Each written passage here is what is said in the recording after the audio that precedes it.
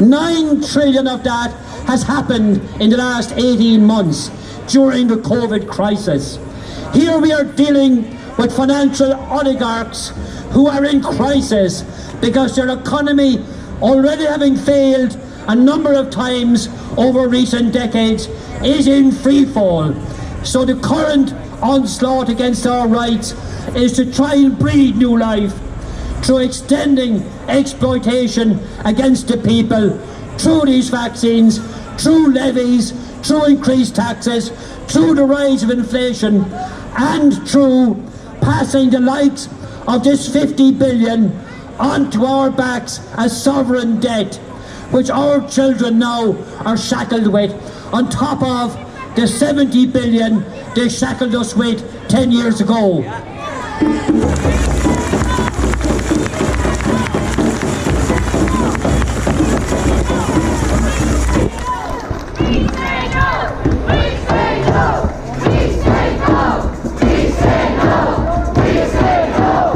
We say no. We say no. We say no. We say no. We say no. We say no. Where has this financial and scam left us?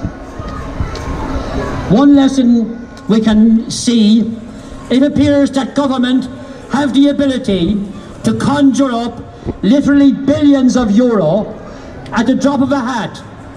Money that was never included in any budget, money that was taken arbitrarily.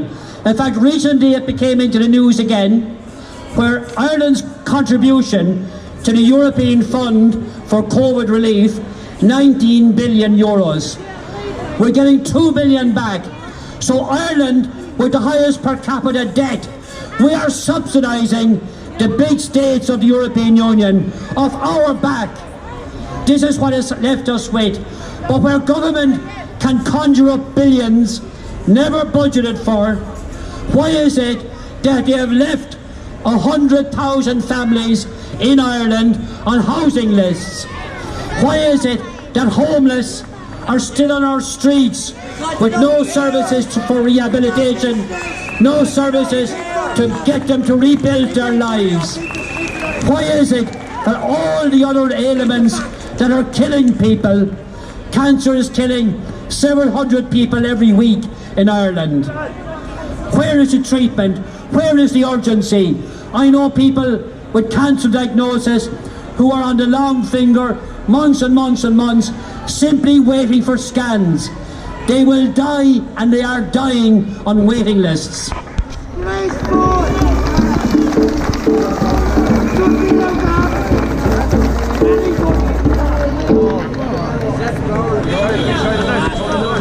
The rollback of civil and human rights has been accompanied with this deeper exploitation I'm talking about. It will come in the future years through the cutback in public services, through the sale of more state assets, through inflation and through tax levies, all to pay these banks, which was used to pay Big Pharma, which was used to subsidise big industry in Ireland, to subsidise all those well-to-do restaurants that are now imposing discrimination against us. We had one very arrogant publican in Cork City recently who boasted, as he drank back his wine, that his wage bill was subsidised with 20,000 euros a month. So he was in no rush to come out of lockdown, he said.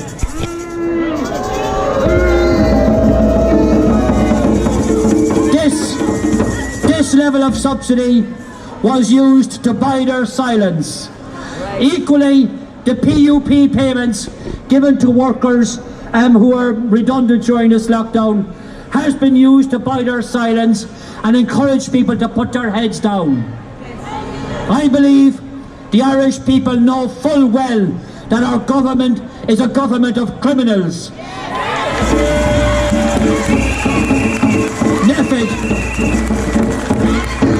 NPHET is headed by a man whose reputation precedes us to the swine flu vaccine, which resulted in hundreds of claims in court against our state because of the injuries caused by that vaccine.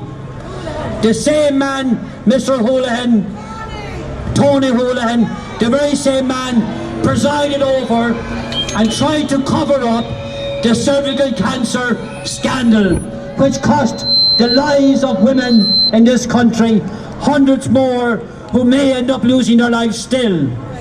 This is the man they pick to head up NEFID and to preside over the National Health Committee now over this dangerous new technology still under test, so-called vaccine. Tony Holohan should be in jail.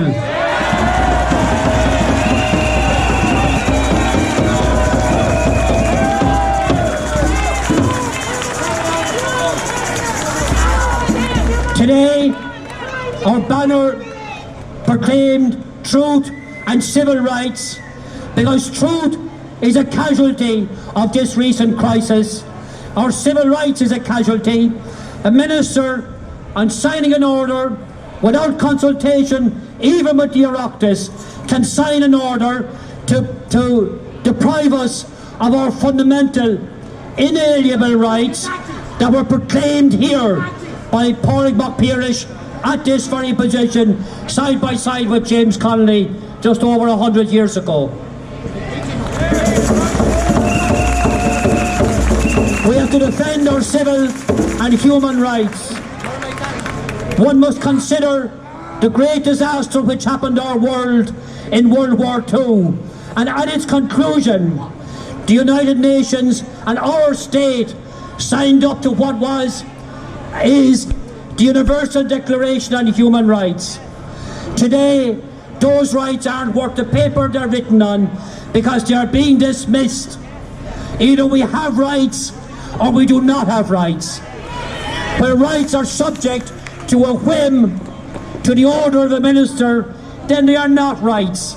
They are something they're giving us as maybe rewards for being obedient. Rights are absolute things, and human rights are human rights. 3 or 4 years ago, they gave out about Pinochet attacking human rights, or various regimes in Eastern Europe or in Africa who were short on human rights, and they were condemned, rightly so. But when human rights and the Universal Declaration is dismissed in Ireland, the whole media proclaims that we're mad because we question that. Well, we must keep questioning it, because rights are rights and they must not be taken lightly, and when they are, we are finished.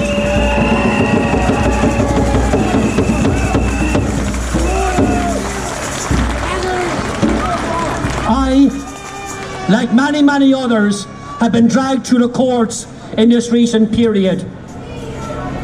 My great offence was I was outside of my normal residence without reasonable excuse, and it took an armed detective, backed up by other armed detectives, to charge me with this. How is it not a breach of fundamental human rights when you cannot leave your front door unless somebody thinks that that is reasonable? This is fascism. This is fascism.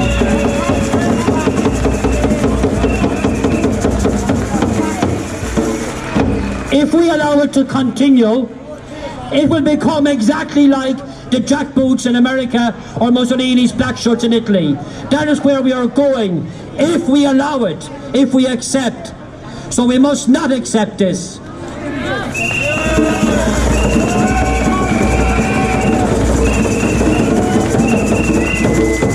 I will say, and we here are the proof of it, that their bribery and their intimidation have not worked. But the fact is, and just to borrow another little word from Pádraig Mac Piaraish, when he described the people at that time in Dublin, he said, they have purchased the one half of us and intimidated the other. Exactly. But the fools, they won't win, because so long as one of us stands up and proclaims right, then we will be right and we will prevail.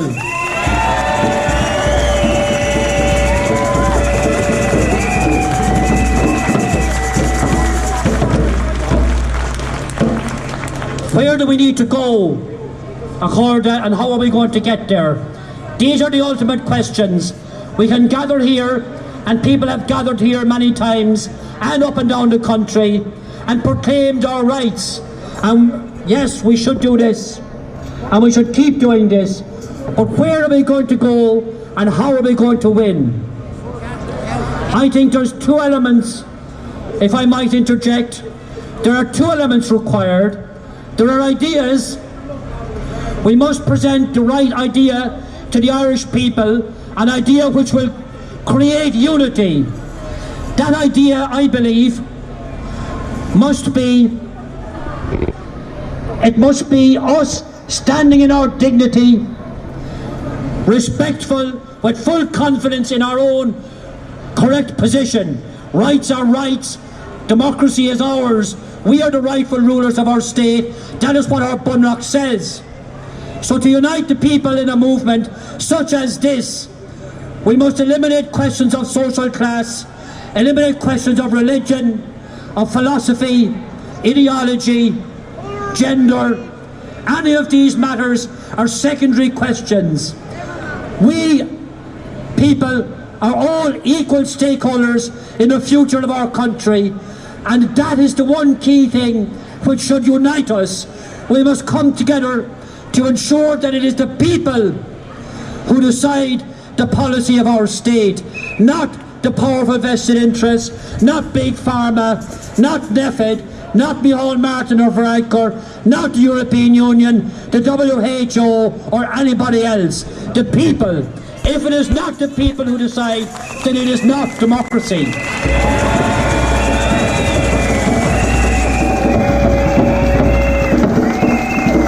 The second element that we require is we require to be organised. People must set up committees in every town and village in Ireland, in every district in the cities, who insist upon these principles as the way to advance. Too often, I have to say, this campaign has demonstrated bias which has been, in some respects, anti-working class, in some respects promoting religion or promoting political party outlooks and so on. All of people are entitled to all of their ideas, but please can we put them to one side so that the principle, the power to the people is what should be at the front, nothing else.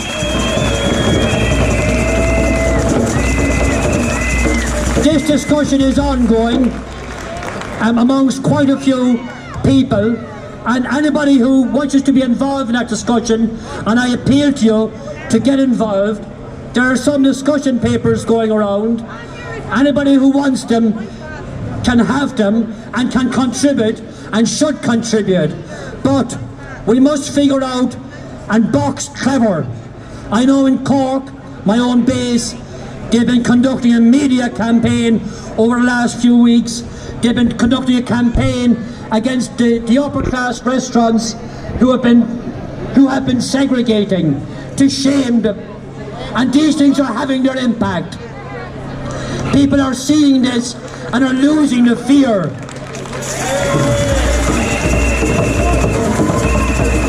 I don't know if people can remember the first rally that at least I was involved in Cork on the 6th of March. It followed the escapade with Rocket Man here. We had helicopters and drones and mounted police on horseback and everything. The whole of County Cork was locked down, every town, the city was locked down. We thought we might get 20 people to turn up, but several thousand people ran the gauntlet and turned up and stood for right, and we have continued to do so.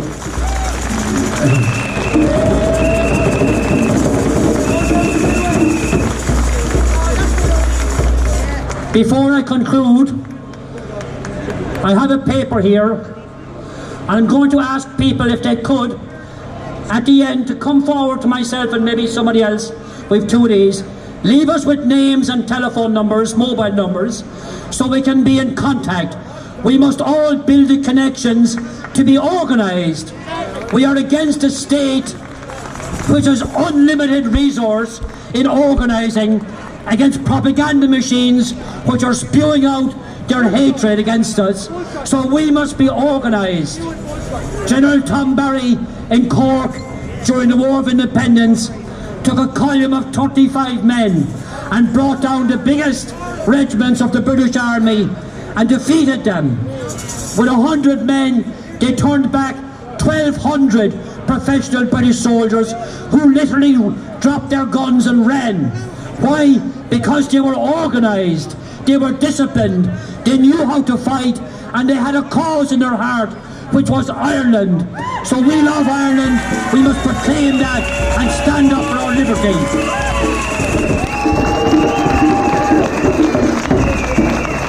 So our cause, let me say, our cause and our campaign must be one which is peaceful. Like we demand respect for our views, we must equally show respect. As someone said earlier, if there are people here who have taken vaccines, well, fall to more Roiv. We welcome you. If people choose to wear a mask, let them wear a mask. It's their choice. We may try to explain the foolishness of it, but they're entitled to it. So let's be respectful. Now I know, and I myself from time to time feel anger. Lots of us are burning with anger. And however can I suggest lashing out in anger means they win. We must direct our anger into positive energy.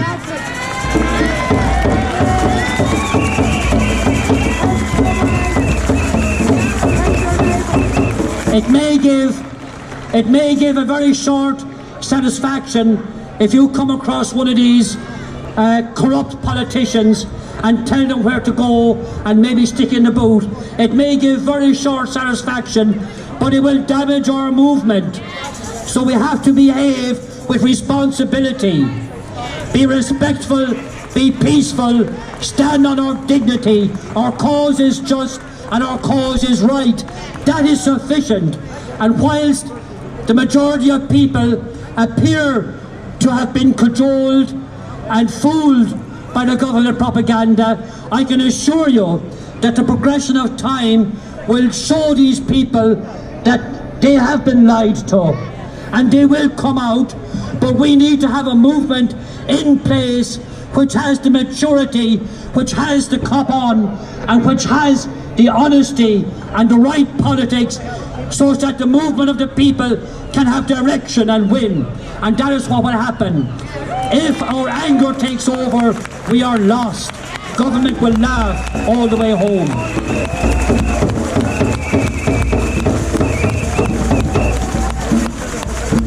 The political parties in Ireland have played a horrible, bankrupt, treacherous role in our politics.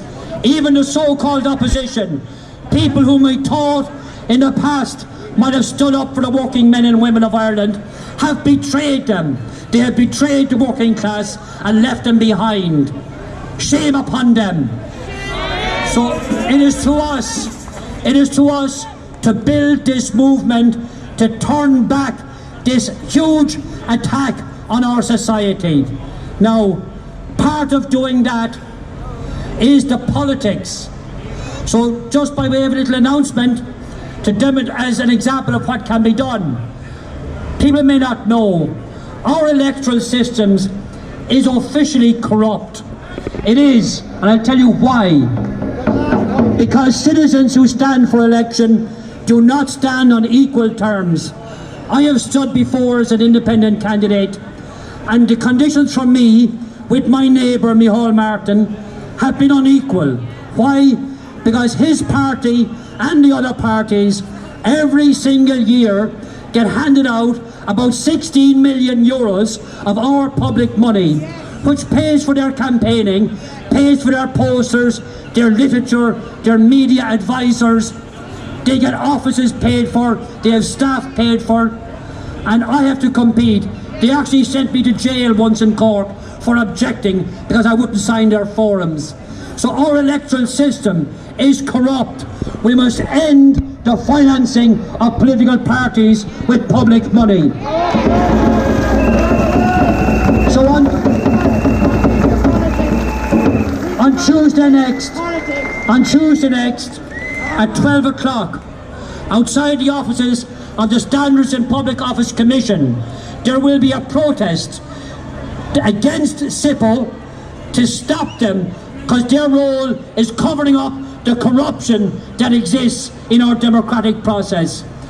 The electoral system should fund the process of elections, not the political parties. How do we stop that? An going right to go Stolam, Ian Marv, and Fodi Casov, agus Fanacht, listen factus show, Cadhla, Shasov Marigan or Shincho Rowing, Marigan, na Hogleg, na Fair August Namano, a Gavish Taxe in order to go fish so Fado, Cadhla Shasov Error Garta, Hon Cart a going, agus a Cordanish. We're going to, that concludes the speaking part. We're going to have some musicians who will play for a while. As I've said to you, we want to organise. I ask you, come forward, give us your name, give us your mobile number. That's all we need. And let's move forward in this to defend the rights of the people. Come on,